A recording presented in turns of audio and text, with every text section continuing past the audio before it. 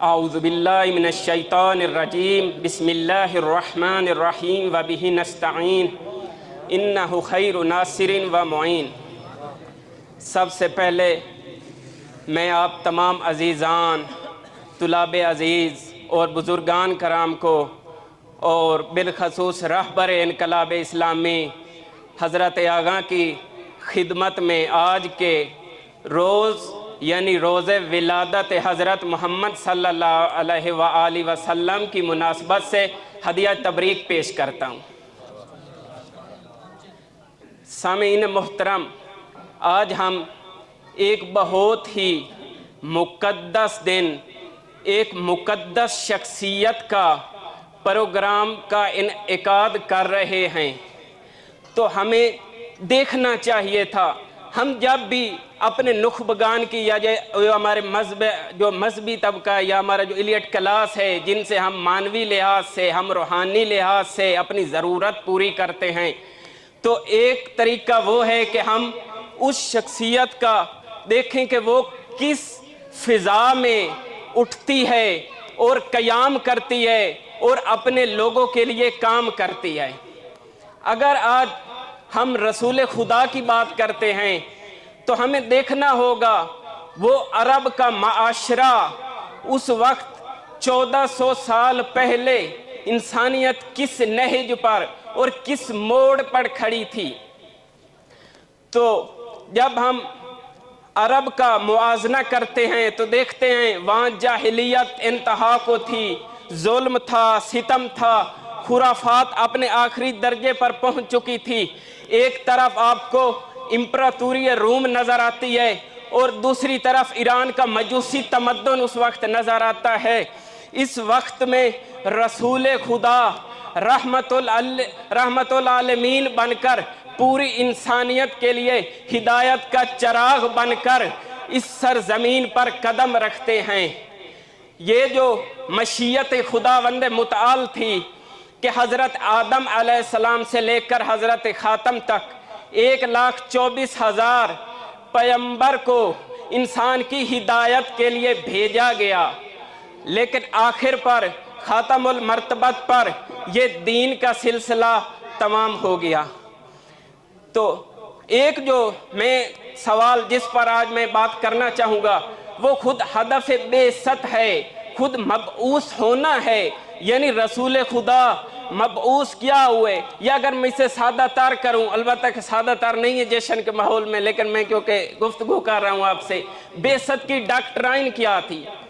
اب بعثت اور ڈاکٹرائن کا لفظ جو اصطلاح استعمال ہوتی ہے، جو چیز آپ کے لیے یقینی ہو، قطعی ہو، تو قرآن میں جتنی بھی آیات کے ساتھ آپ کو انا نظر آتا ہے یا قد نظر آتا ہے، تو اس کا مطلب یہ قرآن کی آیات ڈاکٹرائن ہیں، یہ قرآن کی ڈاکٹرائن ہے۔ تو ہم بعثت کی ڈاکٹرائن کیسے معلوم کریں گے؟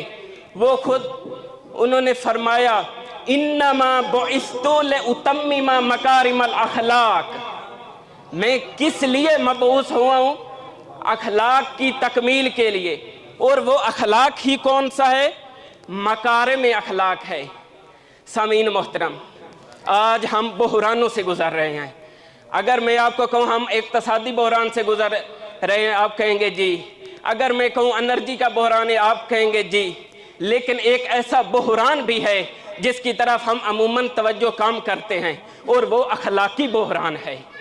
آج یہ انسانیت اخلاقی بحران سے گزر رہی ہے، اور آج کے دور میں جو آپ کو خرافات نظر آ رہی ہیں، یہ شاید صدر اسلام میں بھی اس طرح نہ ہوں۔ یہ درست ہے کہ حضرت ابراہیم علیہ السلام نے بتوں کو شکست دی، بتوں کو توڑا، رسول خدا نے بتوں کو توڑا۔ اس وقت بہت سا سخت کام تھا یہ، لیکن جو آج کے بت ہیں وہ توڑنا اس سے زیادہ سخت کام ہے۔ عزیزان محترم، آج کے بت وہ زمانات نہیں ہیں، آج کے بت وہ آئیڈیالوجیز ہیں جو مغرب نے دی ہیں، اور جنہوں نے ہم علوم انسانی اور سوشل سائنسز کے طور پر اپنا رہے ہیں، اور وہ ہماری زندگیوں کا ایک اہم حصہ قرار پائی ہیں۔ ان میں جو رسمی طور پر انسانیت کو وہ دے رہے ہیں امورالزم، ह्यूमन राइट्स की बात करते हैं। वो कौन सा ह्यूमन राइट्स?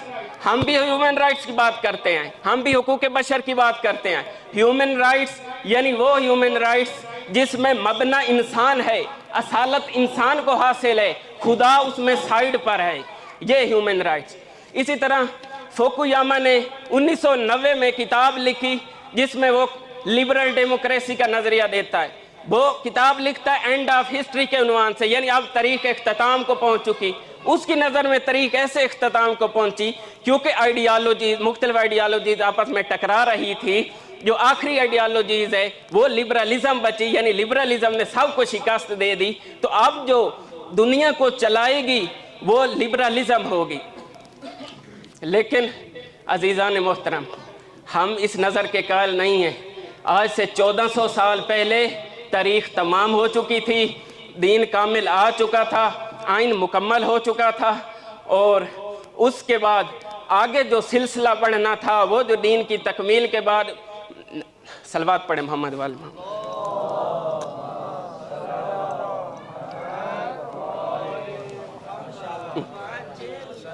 वो जो सिलसिला था वो गदीर पर मुहक्कक होना था, लेकिन बदकिस्मती से गदीर मुहक्कक ना हुई। वो कज़िया गदीर आपके सामने है, मैं उसमें नहीं जाना चाहता।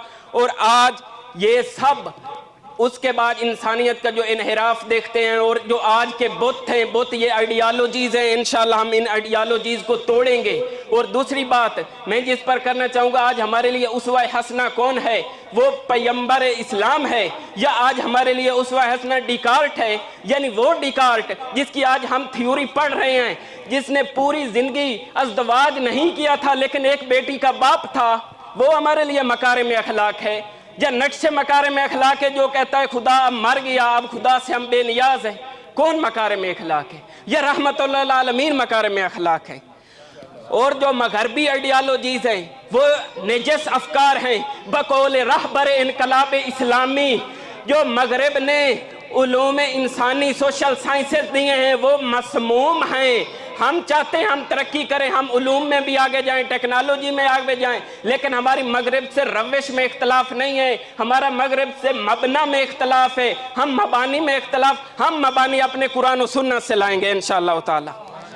दूसरा नुक्ता, इंशाअल्लाह बुजुर्गान मौजूद हैं और मैं नहीं चाहता कि ज़्यादा आपको सहमत दूँ।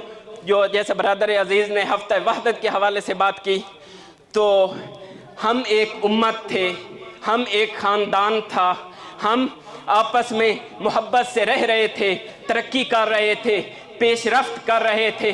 मगरब से लोग आते थे, हमारी यूनिवर्सिटी से यहाँ से इल्म चुरा के ले जाते थे, लेकिन बदकिस्मती से इस्तेमार की साजिश की वजह से हम एक दूसरे से दूर हो गए। हम अभी एक दूसरे को किसके ज़रिए पहचानते हैं? हम एक दूसरे को दुश्मन के मीडिया के ज़रिए पहचानते हैं।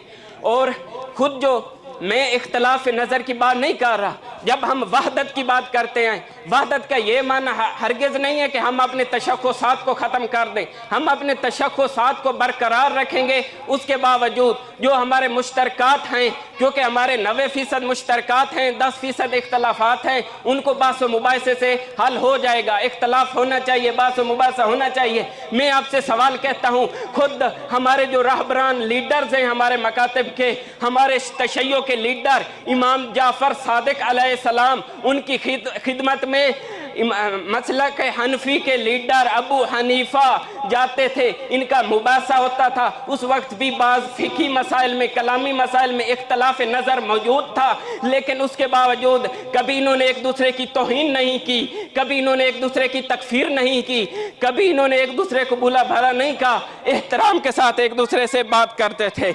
इसलिए इख्तलाफ नज़र होना चाहिए, उसकी मुदीरियत करनी चाहिए अलबत्ता।